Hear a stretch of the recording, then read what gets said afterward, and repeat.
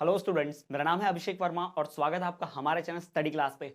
तो जैसा कि आपने थंबनेल में देख लिया कि इस वीडियो लेक्चर में हम बात करने वाले हैं पूर्व बाल्यावस्था परिचर्या एवं शिक्षा विषय के सभी चारों यूनिट के वस्तुनिष्ठ प्रश्न उत्तरों की। जी हाँ, हम इसके सभी इकाइयों के वस्तुनिष्ठ प्रश्न उत्तर सिर्फ इस एक वीडियो लेक्चर में मैं पूरा शामिल करके लेकर आया हूं आपके लिए। इस एक वीडियो को देखकर आपको सारे वस्तुनिष्ठ प्रश्न उत्तर की तैयारी हो जाएगी। तो चलिए बिना किसी देरी के शुरू करते हैं, लेकिन शुरू करने से छोटी सी रिक्वेस्ट, इसी तरह के और भी वीडियोस देखते रहने के लिए, मेरा हौसला बढ़ाने के लिए आप लोग चैनल पे सब्सक्राइब जरूर कर दें। जी हाँ, चैनल को सब्सक्राइब करके बेल नोटिफिकेशन को ऑल पर रखें ताकि जब भी कोई ऐसी वीडियोस आए, लाइव आऊं, नोटिफिकेशन आए, रिजल्ट आए तो सबकी नोटिफिकेशन सबसे पहले मिल जाए। भूले ना, तो सब्सक्राइब करके बेल नोटिफिकेशन ऑल पर जरूर करना और वीडियो पसंद है तो लाइक भी जरूर करना। तो चलिए बात करते हैं, शुरू करते हैं। सबसे पहले सीधा सही विकल्प जो हमारा वस्तुनिष्ठ में है वो देखिए, बालक का विकास कब प्रारंभ होता है? तो बालक का विकास माता के गर्भ से प्रारंभ हो जाता है। बालक का विकास माता के गर्भावस्था, गर्भ से प्रारंभ हो जाता है। दूसरा, बालक विकास का अर्थ क्या है? भाई बाल विकास का अर्थ होता है अभिवृद्धि। बाल विकास का अर्थ क्या होता है? अभिवृद्धि। अगला सवाल, किशोरावस्था की आयु कितनी होती है? तो किशोरावस्था की आयु जो होती है 15 से 20 वर्ष तक की होती है। और एक बात ध्यान में रखना, अलग अलग वैज्ञानिकों ने इसको अलग अलग बताया है, तो कंफ्यूज मत होना। कमेंट में मत लिखना कि भाई सर आपने इसमें बताया, बुक में तो ऐसा है तो उस बुक में वैसा है। तो भाई ये अलग अलग वैज्ञानिक अलग अलग बताते हैं, तो इस हमें ध्यान के चलना, मान के आइडियल जो है कि 15 से 20 वर्ष किशोर अवस्था की आयु मानी जाती है। अगला, विकास परिवर्तन श्रृंखला की वह अवस्था है जिसमें बालक भ्रूणावस्था से लेकर प्रौढ़ावस्था तक गुजरता है। यह परिभाषा किसने कही है? तो यह परिभाषा कही है मुनरो जी ने। किसने कही? मुनरो जी की परिभाषा है। अगला सवाल, बाल विकास में बुद्धि तत्व के प्रभाव का अध्ययन किसने किया? तो बाल विकास में बुद्धि के तत्व का विकास का, इसका प्रभाव का जो अध्ययन किया है वो टर्मन जी ने किया है, हमारे वैज्ञानिक टर्मन। अगला सवाल, अधिगम सिद्धांत के प्रवर्तक कौन थे? तो अधिगम सिद्धांत के प्रवर्तक कौन थे? तो रॉबर्ट रिचर्डसन सीयर्स। याद रखिएगा, अधिगम सिद्धांत के प्रवर्तक, सवाल बहुत इंपॉर्टेंट है, रट लो। अधिगम सिद्धांत के प्रवर्तक, अधिगम सिद्धांत के प्रवर्तक रॉबर्ट रिचर्डसन। याद रखिएगा, रॉबर्ट रिचर्डसन सीयर्स, ये ध्यान रखेंगे। फिर चलिए अगला देखते हैं। अगला हमारे सामने यहाँ पर वस्तुनिष्ठ प्रश्न जो कुछ और हैं इंपॉर्टेंट, उनकी बात कर ली जाए। तो अगला वस्तुनिष्ठ इंपॉर्टेंट जो हमारे लिए यहाँ पर है 7वां नंबर, बचपन में बालक क्या पसंद करता है? अगला सवाल है, बचपन में बालक क्या पसंद करता है? तो वो भाषा का अध्ययन करना, नई नई भाषा सीखना, है ना। साहित्य तो नहीं पढ़ेगा बचपन में, इतिहास भूगोल ये भी पढ़ता नहीं है, पसंद नहीं आता, कहानियां भी नहीं। तो सबसे ज्यादा इंपॉर्टेंट भाई भाषा का अध्ययन करना, किसी भाषा को पढ़ना बच्चे को बड़ा पसंद आता है बचपन की अवस्था में। फिर बाल छवि निर्माण में जिसका प्रभाव कम पड़ता है ना, प्रभाव जिसका कम नहीं भाई, प्रभाव पड़ता है, जिसका प्रभाव पड़े, बाल छवि निर्माण में जिसका प्रभाव पड़ता है वो क्या है? माता पिता का प्रभाव पड़ता है, सही बात है।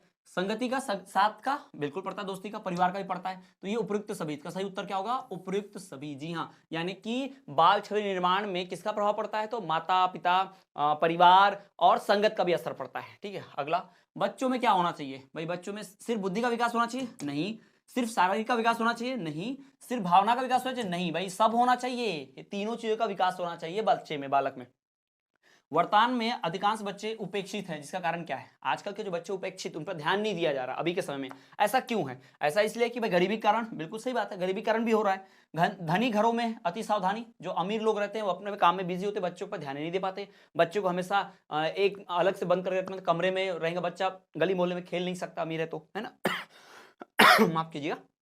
तो वो थोड़ा सा अकेलापन फील करते हैं, तो इससे ही बच्चों में प्रॉब्लम आती है। फिर सामान्य घरों में ज्ञान का अभाव, और मिडिल क्लास जैसे हमारे घर होते हैं वहां तो माँ बाप जानते नहीं बच्चों को कैसे पालना है ना, बच्चों को खाना खिलाना, उसको स्कूल भेजना, उसको पढ़ाना, मार के एकदम पढ़ाना, इतना माँ बाप जानते हैं, उसके मन की भावना क्या होती है समझना माँ बाप नहीं जानते। ठीक है, तो ये सभी कारण याद रखिएगा, तीनों कारण। बचपन की अवधि मानी जाती है, बचपन की अवधि कौन सी मानी जाती है? भाई जन्म से लेकर किशोर अवस्था तक, याद रखेंगे। बचपन की अवधि है जन्म से लेकर, कब से लेकर? इस जन्म से लेकर कहां तक? किशोर अवस्था तक। ये किसकी अवधि मानी गई है? भाई बचपन की अवधि मानी गई है। ठीक है, तो ये ध्यान रखेंगे, बचपन की अवधि हो गई। यहां पर आगे बढ़ते हैं। अगला हमारा, रिक्त स्थानों की पूर्ति कीजिए। चलिए, तो रिक्त स्थानों की पूर्ति की बात करते हैं। सबसे इंपॉर्टेंट देखिए यहां पर, रिक्त स्थानों की पूर्ति, फिल इन द ब्लैंक्स। तो सर्वप्रथम एनसीईआरटी ने निर्देशिका किस सन में जारी की थी? 1996 में। याद रखिएगा, एनसीईआरटी ने सबसे पहले कुछ रूल्स रेगुलेशन बनाए थे, निर्देश दिए थे, तो 1996 में।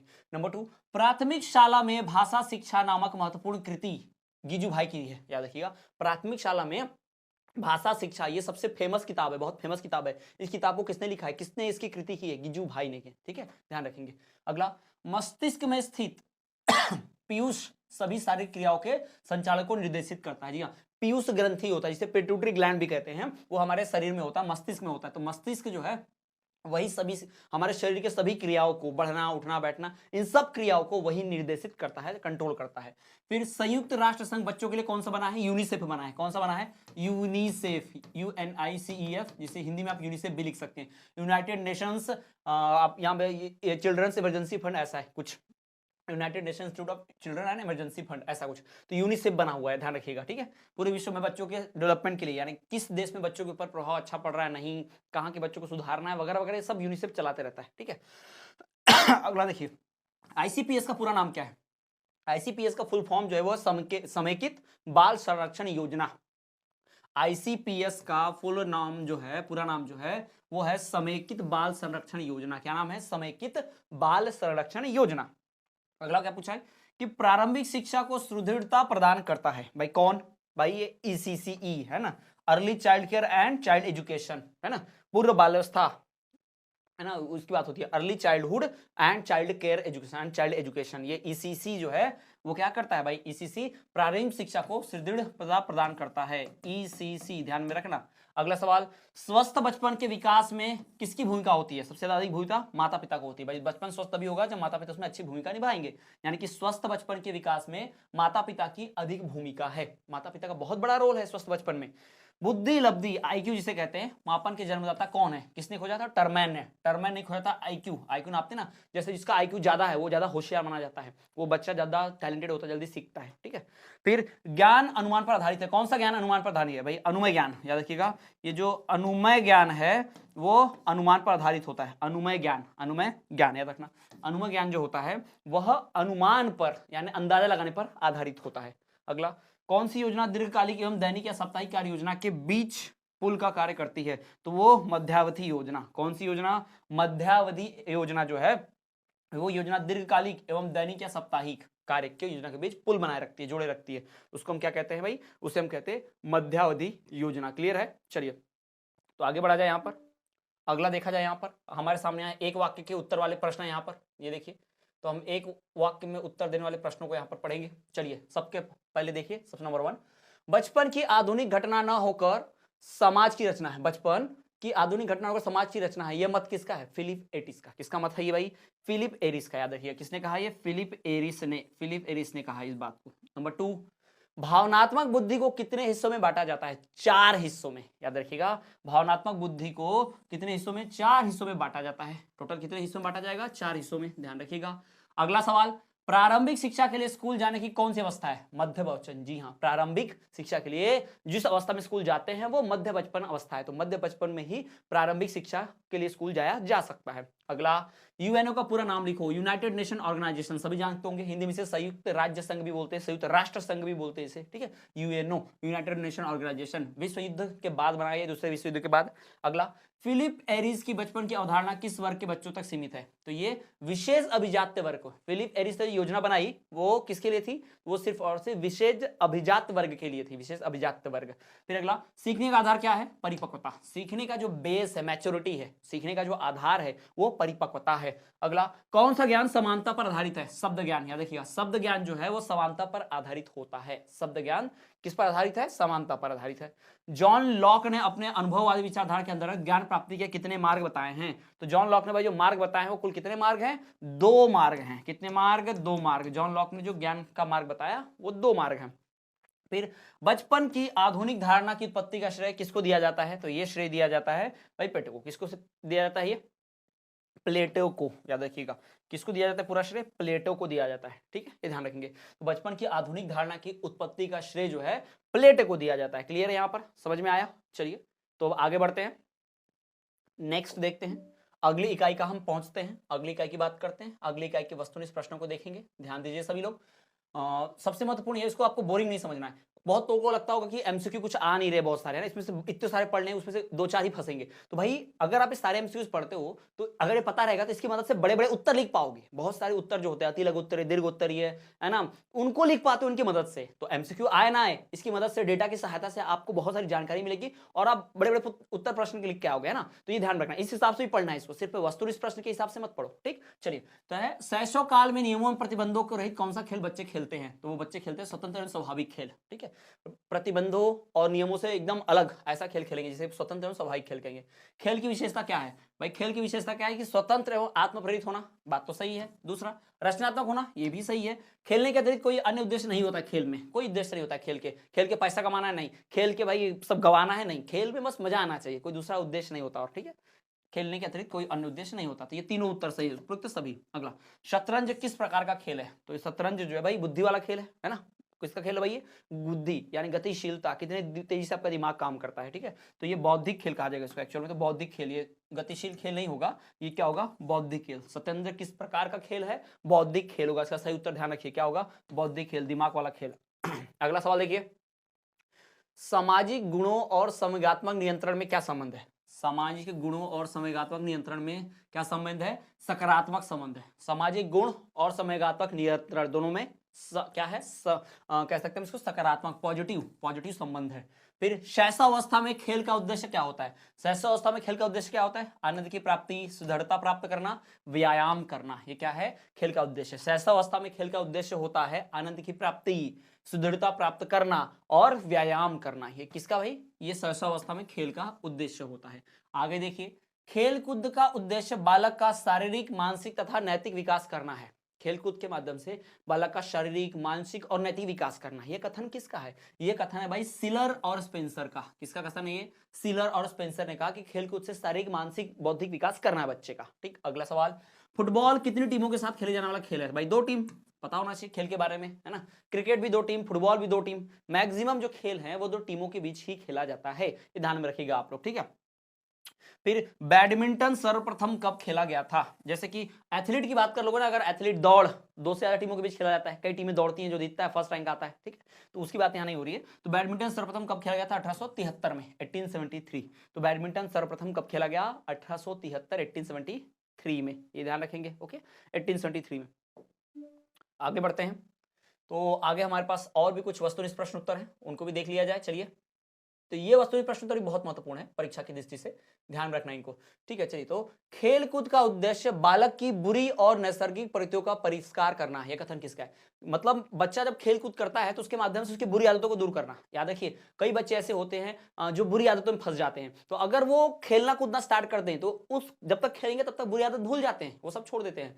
तो खेल कूद का उद्देश्य बालक की बुरी भावनाओं और नैसर्गिक प्रवृत्तियों का परिष्कार करना। यह कथन किसने कहा? स्टेनले हॉल ने कहा। ठीक है, किसने कहा? स्टेनले हॉल ने। इसका छोटा सा एग्जांपल आप देख सकते हैं, अभी अमिताभ बच्चन के हाल ही में एक मूवी रिलीज हुई थी, पिक्चर आई थी उसकी अमिताभ बच्चन की, जिसमें वो नागपुर में शूट हुआ, पूरा नागपुर से। उसमें वो झोपड़पट्टी के लड़कों को, नशा करने वाले, गुंडागिरी, मारपीट करने वाले बच्चों को फुटबॉल खेलना सिखाता है। ठीक है, और उनको फुटबॉल में खेलना सिखाता है और उनको कोई टीम भेजता है विदेश में क्रिकेट फुटबॉल खेलने के लिए। तो वो बच्चे जब फुटबॉल खेलना पहले तो मना करते हैं, फिर बाद में जब धीरे धीरे आदत लगती है, पैसे के लालच में खेलते हैं, फिर उनका मन इतना लग जाता है फुटबॉल में कि भाई वो नशा छोड़ देते हैं, मार काट गुंडागिरी छोड़ देते हैं और खेलने लग जाते हैं। खेल उनका शौक बन जाता है। तो खेल सबसे बढ़िया माध्यम है बच्चों को बुरी आदतों से दूर रखने का। ठीक है, तो इसलिए खेल, ये किसने कहा था? ये स्टेनले हॉल ने कहा था कि खेल के माध्यम से बच्चों की बुरी आदत दूर रखेंगे। वृत्त में खेली जाने वाली कबड्डी को क्या कहा जाता है? गोले में जो कबड्डी खेली जाती है उसको क्या बोलते हैं? चक्रीय कबड्डी, है ना। वृत्त में खेलने वाली कबड्डी को वृत्त चक्रीय कबड्डी कहते हैं। वृत्त में खेला तो चक्रीय कबड्डी। फिर विकास का रूप क्या है? विकास का रूप क्या है भाई? आकार में परिवर्तन। अगर अब शरीर में परिवर्तन दिख रहा है तो विकास होगा। हाँ, ऐसा होता है, जरूरी, लेकिन ये भी होता है। पुरानी रूपरेखा में परिवर्तन, ये भी होता है, जैसे पहले थे अब नहीं रहे।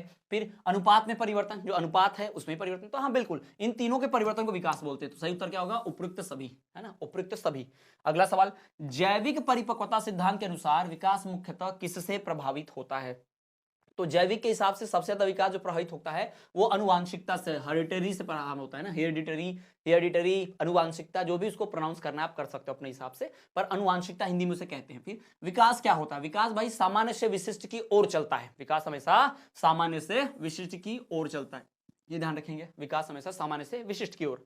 अगला सवाल, जन्म के बाद सबसे पहले जो विकसित होता है वह है भाई क्या? सिर, गर्दन, मुख, यानी सब भाई सब याद रखिए। जन्म के बाद सबसे पहले जो विकसित होता है वो सिर होता है। भाई सिर के अंदर ही तो मुंह है, सर के अटैच तो गर्दन है, तो इन तीनों का विकास एक साथ होता है। तो सही उत्तर क्या होगा? उपयुक्त सभी। तो जन्म के बाद सबसे पहले जो विकसित होता है हमारा ये धड़, सर, धड़ ये और ये सर, तो ये पूरा पार्ट जो है विकसित होता है पहले जन्म के बाद। तो ये तीनों चीज इसी में आ गया, सर में ही। ठीक है, तो उपयुक्त सभी। अगला, बाल्यावस्था मानी गई है। बाल्यावस्था क्या मानी गई है भाई? 2 से 12 वर्ष तक बाल्यावस्था मानी गई है। 2 से 12 वर्ष तक कौन सी अवस्था मानी गई है? बाल्यावस्था। बाल्यावस्था को माना गया। ठीक है, अब अलग अलग वैज्ञानिकों ने अलग अलग दिया है। कुछ लोग इसको बाल्यावस्था ना मान के शैशवावस्था को भी शून्य से स्टार्ट कर देते हैं। तो ये अलग अलग किताबों में दी है, लेकिन आपको आइडिया ध्यान रखना है 2 से 12 वर्ष तक की आयु को क्या बोलते हैं? बाल्यावस्था बोलते हैं। ठीक है, उसके पहले की शैशवावस्था होती है, उसके बाद की किशोरावस्था होती है। फिर सोचने की क्षमताओं में परिपक्वता, मैच्योरिटी कब आती है? तो ये आती है भाई पश्च बाल्यावस्था में। कब आती है? पश्च बाल्यावस्था। सोचने की क्षमताओं में परिपक्वता, मैच्योरिटी आती है पश्च बाल्य अवस्था में। कब आती है? पश्च बाल्य अवस्था, ये ध्यान रखेंगे। अगला देखिए, चलिए भाई रिक्त स्थान को देख लिया जाए। यहाँ पर हमारे सामने कुछ रिक्त स्थान है। यहाँ पर देखिए नंबर 1 कि किसने बालक को प्राकृतिक विकास पर बल दिया? तो मॉन्टेसरी ने। मॉन्टेसरी ने बालक के प्राकृतिक विकास पर बल दिया। फिर अगला, 1 वर्ष की आयु तक बालक की लंबाई कितनी होती है? 27 इंच। याद रखिएगा, 1 वर्ष के बालक की लंबाई जो होनी चाहिए 27 इंच होनी ही चाहिए। ठीक है, वरना वो नाटा या फिर उससे ज्यादा तो लंबा मान लिया जाएगा। ठीक, प्राथमिक कक्षाओं में प्राय संप्रेषण मातृभाषा में होना चाहिए। कौन सी भाषा में? मातृभाषा। याद रखिएगा, मातृभाषा में ही संप्रेषण होना चाहिए, ध्यान रखना। यानी छोटे बच्चों को उनकी मातृभाषा भी सिखाना चाहिए। फिर पूर्व बाल्यावस्था को शाला पूर्व समय अवस्था भी कहा जाता है। पूर्व बाल्यावस्था का दूसरा नाम क्या है? शाला पूर्व समय अवस्था। शाला पूर्व समय अवस्था, ये पूर्व बाल्यावस्था का दूसरा नाम है। शाला पूर्व समय अवस्था पूर्व बाल्यावस्था का दूसरा नाम है। फिर पश्च बाल्यावस्था को शाला जाने की अवस्था भी कहते हैं। पश्च बाल्यावस्था जो है शाला जाने की अवस्था। शाला जाने की अवस्था, स्कूल जाने वाली अवस्था पश्च बाल्यावस्था। फिर शाला से पहले वाली अवस्था पूर्व समय अवस्था, है ना, शाला पूर्व समय अवस्था, ये ध्यान रखना। विकास के मुख्य रूप से 2 कारक आनुवांशिकता और वातावरण है।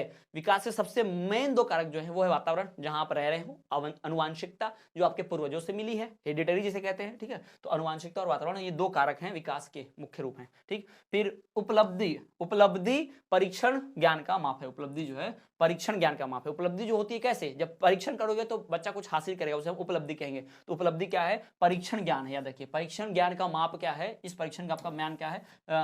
उपलब्धि। उपलब्धि को ही माना गया सबसे इंपॉर्टेंट। उपलब्धि जो है ये परीक्षण ज्ञान का माप है। क्लियर है? समझ में आ गया सबको? Is that clear? ठीक, तो ये ध्यान रखेंगे। चलिए आगे बढ़ते हैं। अगला हम यहां पर देखते हैं। तो अगला है, आत्मसम्मान की भावना के लक्षण प्रकट करती है। भाई कौन? भाई ये प्रकट करती है कि हमारा किशोर अवस्था। किशोर अवस्था में भाई आत्मसम्मान आता है, बच्चे बड़ी नाराज हो जाते हैं, उनको बेइज्जती फील होती है। तो आत्मसम्मान की भावना के लक्षण किशोर अवस्था प्रकट करती है। किशोर अवस्था में आत्मसम्मान के लक्षण आते हैं। फिर अवधारणा का विकास मुख्य रूप से बौद्धिक विकास का ही हिस्सा है। याद रखिएगा, ये जो बौद्धिक विकास है ये अवधारणा का ही हिस्सा है। किसका हिस्सा है? वो अवधारणा का ही मुख्य हिस्सा है बौद्धिक विकास। ठीक, अब आते हैं, एक वाक्य में उत्तर दीजिए इस पर। हमारा अगला जो है वो है, एक वाक्य में उत्तर दीजिए। तो पहला प्रश्न, शिक्षा में परियोजनावाद की विचारधारा का प्रवर्तक कौन थे? शिक्षा में परियोजनावाद की विचारधारा, इस सोच, इस आइडियोलॉजी को किसने सबसे पहले लाया? तो विलियम जेम्स ने। विलियम जेम्स ने, याद रखिएगा, शिक्षा में परियोजनावाद की विचारधारा को जो लाया तो वो जेम्स ने, विलियम जेम्स, याद रखिएगा। फिर किस विद्वान ने सीखने के 5 चरण बताए थे? तो भाई हर्बर्ट ने। हर्बर्ट विद्वान ने सीखने के 5 चरण बताए थे। हर्बर्ट विद्वान में सीखने के कितने चरण बताए? 5 चरण बताए थे। अगला देखिए, किस अवस्था में बच्चे अपने समवयस्क समूह के सक्रिय सदस्य हो जाते हैं? किस अवस्था में बालक अपने आसपास के जो समूह होता है, जो गैंग होती है, उसमें कैसे सदस्य कैसे बन जाते हैं? किस अवस्था तक आते आते? तो किशोर अवस्था में आते आते उनका ग्रुप बन जाता है, वो अपने समूह में आ जाते हैं। ठीक, संज्ञानात्मक विकास सिद्धांत के प्रतिपादक कौन है? भाई जीन पियाजे, सबको पता है। संज्ञानात्मक विकास शब्द आया तो सीधे एक ही नाम याद है, जीन पियाजे। जीन पियाजे संज्ञानात्मक विकास सिद्धांत। अगला, एक कोशिका शिशु रूप में कितने समय में विकसित होती है? तो एक कोशिका शिशु रूप में भाई 9 महीनों में, यानी एक सिंगल सेल होता है जो बच्चे का रूप ले लेता है। कितने महीने में? 9 महीने में पूरी तरह से। ठीक है ना, तो एक कोशिका शिशु का रूप कितने समय में विकसित हो जाता है? 9 महीने में। अगला, शिक्षा का अधिकार अधिनियम 2009 है ना, राइट टू एजुकेशन एक्ट जो कि 2009 में आया था, वो एक अध्यापक के न्यूनतम कार्य घंटे प्रति सप्ताह निर्धारित किए जाते हैं। कितने घंटे तक वो टीचर काम करेगा? तो 45 घंटे, यानी एक सप्ताह में कोई टीचर 45 घंटे काम करना चाहिए। सरकारी टीचर के लिए बात हो रही है। तो सर्व शिक्षा अभियान और वो शिक्षा की गारंटी जो थी उसके लिए था ये। ठीक है, ये ध्यान रखेंगे। फिर अगला, अधिगम को प्रभावित करने वाले कारक व्यक्तिगत कारक हैं। ठीक है, अधिगम को प्रभावित करने वाला व्यक्तिगत कारक कौन से हैं? तो भाई ये है परिपक्वता और आयु। ये किसको प्रभावित करते हैं? तो ये परिपक्वता और आयु जो है ये अधिगम को प्रभावित करने वाले कारक है। ठीक है, अधिगम को प्रभावित करने वाले कारक कौन से हैं? परिपक्वता और आयु। 8वां देखिए, शिक्षण की समस्याओं को हल करने का दायित्व किसका है? तो ये शिक्षकों का। भाई पढ़ाई लिखाई में अगर कुछ प्रॉब्लम आ रही है तो उस प्रॉब्लम को दूर करने की जिम्मेदारी किसकी है? शिक्षकों की है, हमारी जिम्मेदारी है। किसकी जिम्मेदारी है? ये शिक्षकों की। याद रखेंगे, शिक्षकों की जिम्मेदारी है। अगला 9वां, पूर्व प्राथमिक विद्यालय में शिक्षा का आधार क्या होना चाहिए? खेल। भाई पूर्व प्राथमिक विद्यालय में यानी आंगनवाड़ी में, बालवाड़ी में, है ना, क्लास में, स्कूल वाले पढ़ाई, किताब वाली पढ़ाई से स्टूडेंट्स पहले खेल खेल में बच्चों को सिखाना चाहिए, जोड़ घटाना, है ना, तो ये ध्यान रखेंगे। ओके, क्लियर है। चलिए तो फिर आगे बढ़ते हैं, बात करते हैं कुछ अगले प्रश्नों की। अगला प्रश्न देख लिया जाए यहाँ पर, अगले इकाई का वस्तुनिष्ठ प्रश्न देखिए यहाँ पर। विशिष्ट बालक वह है जो अंतर व्यक्तिगत भिन्नता रखते हुए अन्य सामान्य बालकों से अंतर व्यक्तिगत भिन्नता बनाए रखता है। यह कथन किसका है? श्रीमती राजकुमारी शर्मा का। श्रीमती राजकुमारी शर्मा ने कहा कि विशिष्ट बालक वही है जो अपनी व्यक्तिगत भिन्नता बनाए रखते हुए अन्य बालकों से, सामान्य बालकों से भिन्न रहता है। ठीक, अगला, इनमें से किस बालक को बौद्धिक रूप से भिन्न बालकों की श्रेणी में रखा जाएगा? किस बालक को? ऐसा बालक जो वाक क्षति युक्त हो, यानी बोलने में थोड़ी प्रॉब्लम हो, समस्यात्मक, जिसमें समस्या हो, प्रतिभावान बालक हो, अपराधी हो, किस बालक को हम रखेंगे बौद्धिक रूप में? बौद्धि मतलब क्या? बुद्धि का जवाब वाणी से, होकलाने से कोई लेना देना नहीं, समस्या से लेना देना नहीं, किसका? प्रतिभावान से। याद रखिए, बुद्धि किससे संबंधित है? प्रतिभावान से। फिर समावेशी शिक्षा का आशय उस शिक्षा व्यवस्था से है जिसमें सामान्य एवं अक्षम छात्रों को एक साथ शिक्षण प्रदान करना है, यानी ऐसी क्लास जिसमें होशियार बच्चे और कम होशियार बच्चे एक साथ बैठ के पढ़े, मंदबुद्धि बालक भी एक साथ बैठकर पढ़े, ऐसी शिक्षा को समावेशी शिक्षा कहते हैं। ये किसने दिया था? प्रो एस दुबे ने। पहले के विषय में भी हम पढ़े इसको, बाल व्यवस्था बाल विकास में भी। किसने दिया? ये प्रो एस दुबे ने कथन दिया था। फिर आगे देखिए, आगे, समावेशी शिक्षा का अभिप्राय ऐसे छात्रों की शिक्षण से है जो सामान्य बालकों से भिन्न है और शिक्षा उन्हें समझकर अनुकूल वातावरण प्रदान करके सर्वांगीण विकास की ओर प्रेरित करती है। यह कथन किसका है? श्रीमती राजकुमारी शर्मा का। भी थोड़ी देर पहले ही पढ़ा था हमने, श्रीमती राजकुमारी शर्मा। अगला लास्ट सवाल, मंदबुद्धि या शैक्षणिक पिछड़ेपन का प्रमुख कारण क्या है?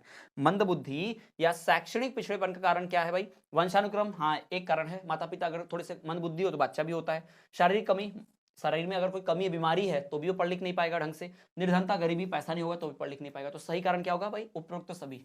तो उपरोक्त सभी जो है वो इसका कारण होगा, ध्यान रखिएगा। सारे रीजंस उपरोक्त सभी यहाँ पर। क्लियर है, समझ में आएगा। चलिए तो आगे बढ़ते हैं, अगला देखते हैं कुछ अन्य महत्वपूर्ण वस्तुनिष्ठ प्रश्न उत्तर यहाँ पर इस इकाई के। तो इसमें है 6वें नंबर का, देखिए, वंचित होने वाला जीवन की उद्दीपक दशाओं की न्यूनता है। वंचित बालक की परिभाषा किसने दी? गार्डन ने। वंचित बालक की परिभाषा एक्चुअली गार्डन ने ही अधिक दी है, गार्डन का नाम ही याद रखना, ठीक है।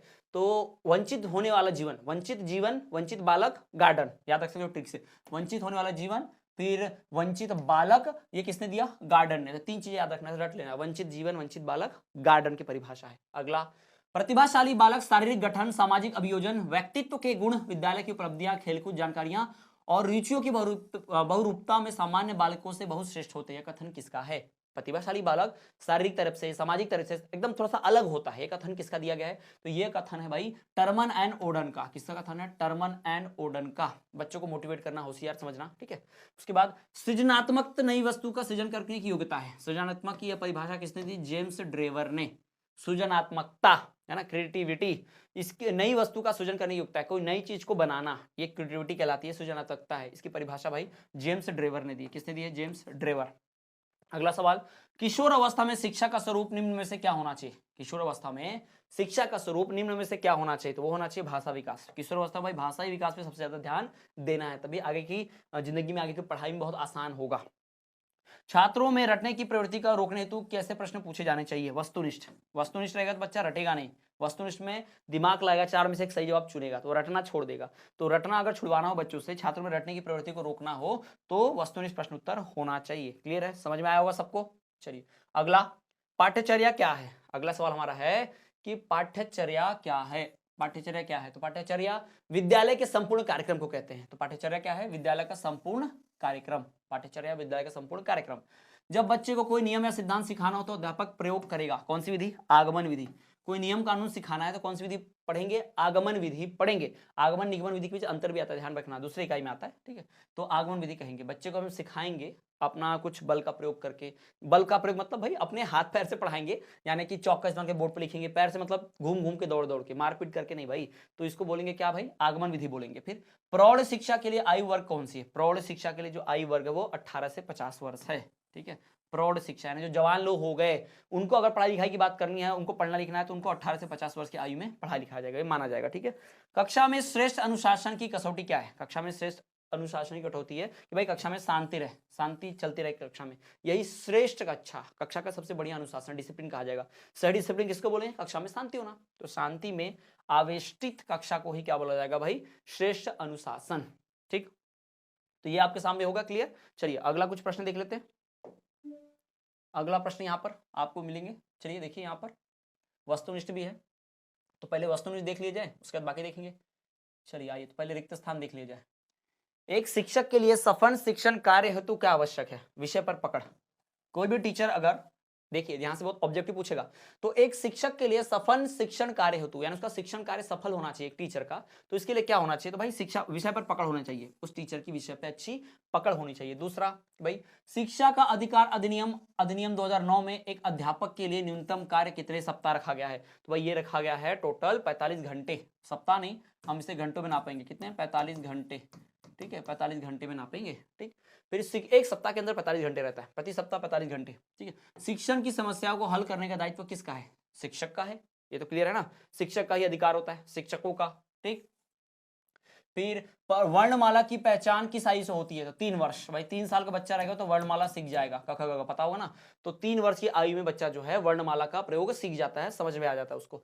आत्मसम्मान की भावना का लक्षण किशोर अवस्था प्रकट होती है ना, किस वर्ष में होता है भाई? किशोर अवस्था में, किशोर अवस्था में ही रिस्पेक्ट वाली आती है, पहले भी हमने पढ़ा इसको। फिर बाल्यावस्था में बच्चा सबसे अधिक रुचि किस में रखता है? भाई खेल में रखता है, कहानी में रखता है ना, किस में रखता है? खेल, कहानी, भाषा सीखना, ठीक है। बहुत से उत्तर दिए, कहीं पर खेल दिया किसी किताब में, किसी किताब में भाषा दिया है, किसी इसमें कहानी दिया हुआ है, तो याद रखिए सबसे ज्यादा इंटरेस्ट बच्चे का खेल में रहता है, सबसे ज्यादा किसमें इंटरेस्ट रहता है? खेल में। अगर आप वो भी लिखेंगे शिक्षक वो कहानी भी, तो गलत नहीं देगा, करेक्ट ही मिलेगा आपको, ठीक है। शिक्षक का बर्ताव कैसा होना चाहिए? भाई शिक्षक का बर्ताव जो होना चाहिए वो बढ़िया होना चाहिए, आदर्शवादी, दूसरों के सामने एग्जाम्पल के रूप में पेश हो गए, देखो वो टीचर कितने अच्छे। मान लो कोई टीचर आ रहा है क्लास में ऐसे तंबाकू खा रहा है, बच्चों तंबाकू नहीं खाना ऐसा बोलेगा, तो क्या बच्चे सुनेंगे? कोई नहीं सुनेगा, खुद खा रहा है हमें ज्ञान दे रहा है, ये नहीं होगा। तो शिक्षक का बर्ताव जो होना चाहिए आदर्शवादी, दूसरों के सामने आदर्श एग्जाम्पल सेट करने वाला होना चाहिए। अगला, अध्यापन सामग्री का चयन मुख्यतः किसके द्वारा किया जाना चाहिए? तो अध्यापन सामग्री का मुख्य चयन जो होना चाहिए भाई शिक्षक द्वारा, क्योंकि पढ़ाने का काम टीचर्स का है,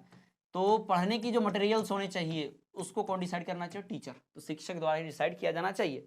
शिक्षण में याद रखिए, अगला, शिक्षण में कौन सी विधि सर्वोत्तम है, सबसे अच्छी है? तो करके सीखना, करके सीखना ही सबसे अच्छी विधि है सिखाने में, शिक्षण में, तो करके सीखना जो है यह सर्वोत्तम विधि है, सर्वोत्तम विधि। फिर ये ध्यान रखेंगे। उसके बाद चलिए आगे बढ़ते हैं, एक वाक्य वाला उत्तर देख लेते हैं, एक वाक्य वाले उत्तर यहाँ क्लियरली यहाँ पर है आपके सामने। चलो, तो पाठ्यक्रम कैसा होना चाहिए? भाई शिक्षा समाज और परीक्षा के अनुरूप होना चाहिए, परीक्षा प्रणाली के अनुरूप होना चाहिए। खेल खेल में ज्ञान प्राप्त करने की पद्धति कौन सी है? मॉन्टेसरी, मॉन्टेसरी में खेल खेल में ज्ञान आता है, याद रखना। जीवन की किस अवस्था को सुखद वर्ष तथा प्रकाश की अवस्था कहा गया है? किशोर अवस्था को, किशोर अवस्था सुखद वर्ष है, प्रकाश की अवस्था है, ठीक है। अगला भाई, बाल विकास को सर्वाधिक प्रेरित करने वाला प्रमुख घटक खेल का मैदान है, बाल विकास को प्रभावित करने वाला सबसे मेन जो कारण है, घटक है, वो क्या है? खेल का मैदान। अगला, बालक विकास की दृष्टि से सर्वाधिक समस्या का काल होता है कौन सा? शैशवावस्था। भाई शैशवावस्था ही काल कहा जाता है, क्यों? शैशवावस्था में बच्चों के मृत्यु के बहुत चांसेस होते हैं, बच्चे बहुत जल्दी मरते हैं, नवजात शिशु बहुत जल्दी मरते हैं, ज्यादा मरते हैं, कौन से अवस्था में? शैशव काल में, ये ध्यान रखेंगे। फिर बाल विकास को सर्वाधिक प्रभावित करने वाला कारक कौन सा है? मैदान, खेल, खेल का मैदान। भाई खेल के मैदान से बच्चे बहुत ज्यादा प्रभावित होते हैं, ठीक है, खेल के मैदान से बहुत ज्यादा प्रभावित करने वाला कारक है बाल विकास को। नैतिक मूल्यों का विकास किया जा सकता है यदि अध्यापक स्वयं आचरण करे, नैतिक विद्या ना, अगर टीचर खुद ही दारू पी गया, खर्रा खाएगा, इस तरह से तंबाकू खाएगा और क्लास में आके बोलेगा कि कोई नहीं खाएगा, बच्चे नहीं सुनेंगे। लेकिन टीचर नहीं खाएगा, एकदम स्ट्रिक्ट रहेगा, तो बच्चे देखेंगे हमारे सर भी तो नहीं खाते, इसलिए हमको सिखा भी रहे, हमें भी नहीं खाना चाहिए ना। तो भाई ये ध्यान में रखिएगा, ठीक है। 13 वर्ष की अवस्था तक पहुंचते पहुंचते बालक का कौन सा विकास लगभग पूरा हो जाता है? बौद्धिक विकास। 13 ईयर्स तक आते आते 13 वर्ष की आयु तक किसी बच्चे का बौद्धिक विकास कंप्लीट टोटल पूर्ण हो जाता है, ठीक। किस आयु काल में मानसिक विकास अपनी उच्चतम सीमा पर पहुंच जाता है? 15 से 20 साल। 15 से 20 साल की जब उम्र होती है तो भाई उसमें हमारा जो मानसिक विकास, दिमाग का विकास है वो पूरा हो जाता है। 15 से 20 वर्ष की आयु में मानसिक विकास कंप्लीट हो जाता है, ठीक है। शारीरिक विकास की गति किस अवस्था में बहुत कम हो जाती है? बाल्यावस्था में। बाल्यावस्था में हमारा शरीर की गति बढ़ने की कम, धीमी हो जाती है, ये भी ध्यान रखना कि शारीरिक विकास की गति किस अवस्था में बहुत कम हो जाती है? बाल्यावस्था में कम हो जाती है। फिर शिक्षा ही राष्ट्रीय एकता का आधार है, यह कथन किसका है? शिक्षा ही राष्ट्रीय एकता का आधार है, यह कथन किसका है? तो भाई यह कथन आप खुद ही जान लीजिए किसका है, तो जवाहरलाल नेहरू, भारत के पहले प्रधानमंत्री जवाहरलाल नेहरू, देख सकते उत्तर यहाँ पर आप, ठीक है। तो शिक्षा ही राष्ट्रीय एकता का आधार है, यह कथन सबसे पहले किसने दिया? तो यह कथन दिया जवाहरलाल नेहरू ने। अगला, शिक्षा को मनुष्य और संपूर्ण समाज का निर्माण करना चाहिए, यह किसका कथन है? शिक्षा को मनुष्य का और संपूर्ण समाज का निर्माण करना चाहिए, यह कथन किसका है? तो भाई यह कथन हमारे डॉक्टर राधाकृष्णन का। जी हाँ, डॉक्टर सर्वपल्ली राधाकृष्णन, आजाद भारत के पहले उपराष्ट्रपति डॉक्टर सर्वपल्ली राधाकृष्णन, ठीक है। उसके बाद टीचर्स डे भी इसी दिन मनाते हैं। राष्ट्रीय एकता का प्रमुख आधार क्या है? राष्ट्रीय एकता का प्रमुख आधार शिक्षा है, ये ध्यान रखिए। राष्ट्रीय एकता का प्रमुख आधार शिक्षा, यानी जैसा सिखाओगे वैसा सीखेंगे। पाकिस्तान में सिखाया जाता है कि एक ही धर्म सबसे अच्छा है, एक ही धर्म के साथ चलो, तो उनकी सोच भी वैसी होगी। भारत में सिखाते हैं सब धर्मों को समान मानो, सारे धर्मों के साथ मिलजुल कर रहो, कोई भी धर्म मानो लेकिन सब अच्छे से रहो, तो ये भारत में सिखाया जाता है। इसलिए भारत में सभी धर्म के लोग रह सकते हैं, पाकिस्तान जैसा हाल नहीं है, ठीक है ना, बढ़िया। तो शिक्षा ही क्या करती है, राष्ट्रीय एकता का प्रमुख आधार होती है। फिर ब्लूम के अनुसार शिक्षा के उद्देश्य कितने प्रकार के होते हैं? ब्लूम के अनुसार शिक्षा के उद्देश्य 3 प्रकार के होते हैं। कितने प्रकार के उद्देश्य होते हैं शिक्षा के? 3 प्रकार के शिक्षा का उद्देश्य होता है। चलो तो यहां पर आ जाओ, लास्ट आखिरी जो इकाई है इसके हम वस्तुनिष्ठ प्रश्न उत्तर को देख लेते हैं, ठीक है। इसके बाद हमारा ये वीडियो खत्म हो जाएगा। पहला, अवलोकन की प्रक्रिया में मूलतः कितने चरण होते हैं? 3 चरण होते हैं।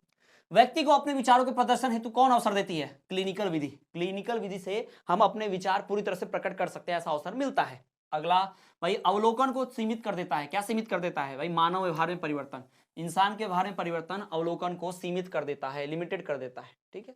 अगला सवाल, उपख्यानक अभिलेख क्या लाभ क्या है? भाई उपख्यानक अभिलेख अगर लिखोगे तो आप किसी व्यक्ति की उसके व्यक्तित्व पर्सनालिटी का अनुमान लगा सकते हो, उचित निर्देश का मार्गदर्शन कर सकते हो, छात्रों की रुचि का ज्ञान हो सकता है, ठीक है। तो यानी कि तीनों, उपयुक्त सभी। क्या सही उत्तर होगा? उपयुक्त सभी। अगला सवाल, किसी विद्यार्थी के व्यवहार और व्यक्तित्व गुणों से संबंधित सूचनाओं को किस रूप में तैयार किया जाता है? उसे तैयार किया जाता है एनेक्डोटल अभिलेख में, एनेक्डोटल, ठीक है। किसी भी विद्यार्थी के व्यवहार से व्यक्तित्व गुण को अगर कहीं लिखा जाए, डिटेल में रखा जाए, तो उसको कौन सी सूचना बोलते हैं? एनेक्डोटल अभिलेख सूचना कहते हैं। फिर अध्ययन के तरीकों का महत्व क्या है? अध्ययन के तरीकों से भाई विषयों का पूरा ज्ञान होता है, सही बात है। रुचि बढ़ती है, ये भी सही बात है। भावी जीवन में आने वाली जिंदगी में काम आता है, ये भी सही है। यानी कि उपयुक्त सभी, यानी अध्ययन के तरीके अगर आपके सही रहेंगे तो आगे चल के ये सारे काम जीवन में हो जाएंगे। अगला भाई, अध्ययन कौशल का प्रकार है। अध्ययन कौशल का प्रकार कौन सा है? तो अध्ययन कौशल का प्रकार है इसमें से उपरोक्त अ और व दोनों, यानी अधिगम भी, संदर्भ कौशल भी, यानी ये दोनों जो है ये अध्ययन कौशल का प्रकार है। ये दोनों याद रखिएगा, अधिगम स्थानांतरण ये भी अध्ययन कौशल का प्रकार है।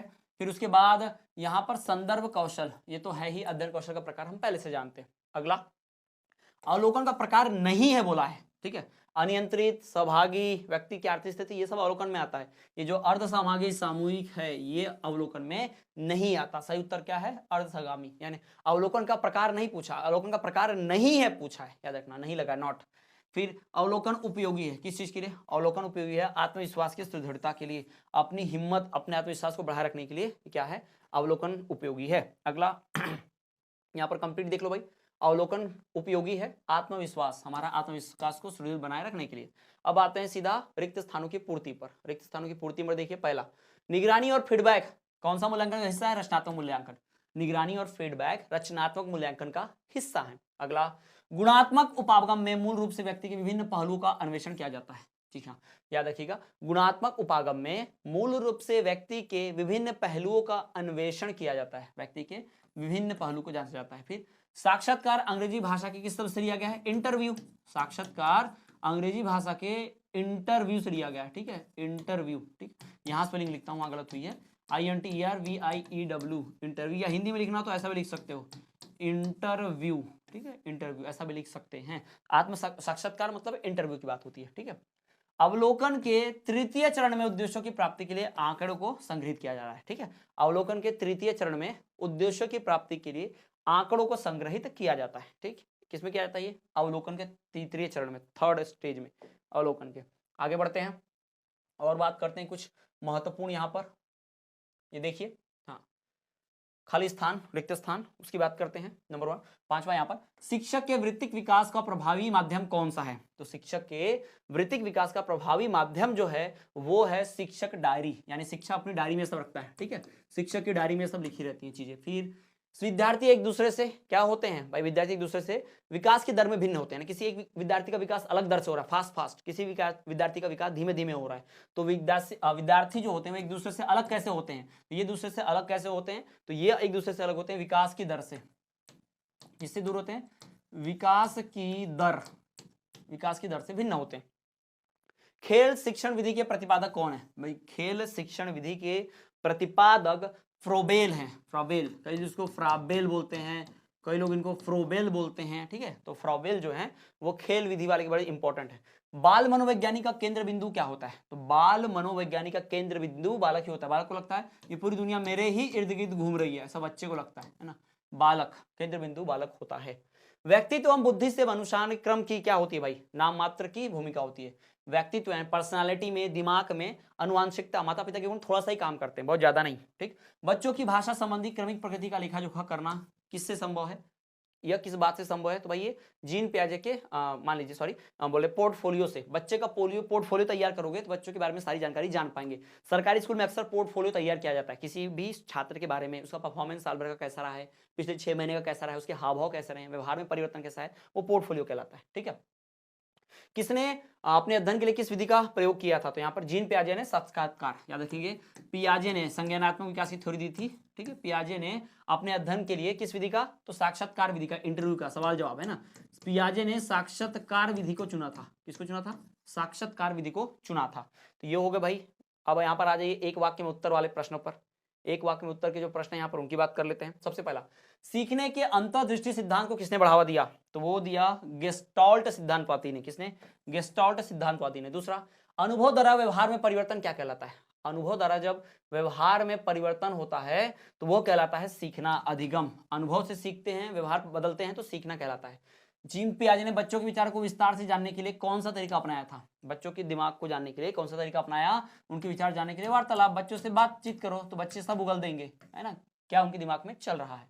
अगला, साक्षात्कार एक प्रकार से मौखिक प्रश्नावली है, यह कथन किसका है? इंटरव्यू जो एक तरह से ओरल है ना, ओरल पूछते रहते हैं, तो साक्षात्कार एक प्रकार से मौखिक प्रश्नावली है, यह कथन है मैथ्यू आर्नोल्ड का। किसका कथन है? Matthew Arnold. तो मैथ्यू आर्नोल्ड ने कहा भाई कि साक्षात्कार एक प्रकार से मौखिक प्रश्नावली है, ओरल ही पूछना चाहिए। ठीक है। फिर पियाजे के नैदानिक साक्षात्कार एवं उपयोग बच्चों के किस पक्ष का अध्ययन किया जाता है? तो पियाजे के सिद्धांत में बच्चों को अगर देखभाल करनी है तो उसमें किसी का भी चलेगा, माँ बाप किसी का भी चलेगा। ठीक है। शिक्षक का भी रहेगा इसमें। पियाजे के नैदानिक साक्षात्कार का उपयोग बच्चों के किस पक्ष का अध्ययन करने के लिए कहा जाता है? तो भाई इसमें बच्चे के संज्ञानात्मक भावनात्मक पक्ष का, ये माता पिता और शिक्षक द्वारा ही ध्यान में रखा जाता है। तो बच्चे संज्ञानात्मक रूप से, भावनात्मक रूप से किससे जुड़े होते हैं? शिक्षक से, माता पिता से। ठीक।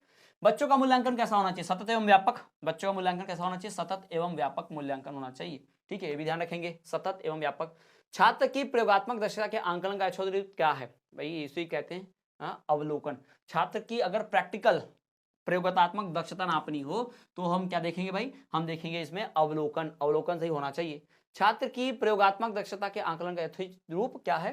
तो वो है अवलोकन। 8वें पे आ जाइए। एक शिक्षक विद्यार्थी को अनुप्रेरित कर सकता है, कैसे? पुरस्कार देकर, है ना। अगर कोई बच्चा अच्छा परफॉर्म करे उसको थोड़ा सा गिफ्ट दीजिए, पुरस्कार दीजिए, उसका मन बढ़ेगा, बाकी के मन में भी लालच आएगा और पढ़ेंगे, प्रतिस्पर्धा करेंगे। शिक्षण का सत्तावादी स्तर क्या है? तो भाई शिक्षण का सत्तावादी जो है शिक्षक केंद्रित। शिक्षक का जो सत्ता होना चाहिए वो कैसा? शिक्षक केंद्रित होना चाहिए। अगला लास्ट, कौन सा वाद बच्चों को अपना ज्ञान स्वयं निर्माण करने का अवसर प्रदान करता है? यानी किसमें बच्चे अपने ज्ञान से खुद ही, अपने एक्सपीरियंस से खुद ही नॉलेज गेन कर लेते हैं। तो ये है भाई रचनात्मक वाद से। किससे? रचनात्मक, यानी बच्चों को कुछ भी कर रहे हो अपने मन से तो कुछ ना कुछ रचना करेंगे, कुछ ना कुछ तोड़ेंगे, बनाएंगे, है ना। तो रचनात्मक जो होता है उससे ही बच्चा जो है ज्ञान का अवसर प्राप्त कर सकता है। क्लियर है? Is that clear to all of you? चलिए तो थोड़ा आगे बढ़ लिया जाए, आगे बढ़ते हैं और देखते हैं अगला। तो नेक्स्ट मेरे ख्याल से इतना कंप्लीट हुआ क्या? हाँ ओके, तो ये इतना कंप्लीट हो गया। तो यहां पर भाई चारों इकाइयों के सबसे महत्वपूर्ण प्रश्न उत्तर, वस्तुनिष्ठ प्रश्न उत्तर आपके सामने यहां पर रख दिए गए हैं। अगर आपको ये वीडियो पसंद आई है जरा सी भी तो वीडियो को लाइक कर दो और जितने जरूरतमंद है उन तक पहुंचाओ भाई। जैसे आप बड़ी मुश्किल से इस डीएड के चैनल तक पहुंचे, ढूंढ के परेशान हो गए थे पढ़ाई के लिए, कहां से पढ़े समझ नहीं आ रहा था, और इस चैनल पर आए तो आपकी प्रॉब्लम सॉल्व हो गई। तो वैसे ही और कितने लोग प्रॉब्लम होंगे तो उन तक जरूर शेयर कीजिए। कॉलेज के WhatsApp group, Instagram group, Facebook group है, शेयर कर दो वीडियो के लिंक को। साथ ही साथ वीडियो पसंद आई हो तो लाइक कर दो, और चैनल पर पहली बार अब तक सब्सक्राइब नहीं किया तो भाई क्या कर रहे हो यार, रेड बटन को मार दो, कूच दो और सब्सक्राइब कर दो, और बेल नोटिफिकेशन को ऑल पर रख दो ताकि कोई भी वीडियो मिस मत करें। और बताना चाहूंगा कि इसके बाद डीएड की परीक्षा खत्म होने के बाद तुरंत एमपीटीटी वर्ग 3 वर्ग 2 की तैयारी शुरू कर दी जाएगी और सीटेट की तैयारी भी इसी चैनल पर होगी। तो सभी लोग तैयार जरूर रहें, सब्सक्राइब करें और कोर्स ज्वाइन करें एग्जाम के बाद। तो स्टूडेंट्स चलिए मिलते हैं आपसे अगले वीडियो में, तब तक के लिए देखते हैं आप हमारा चैनल स्टडी क्लास।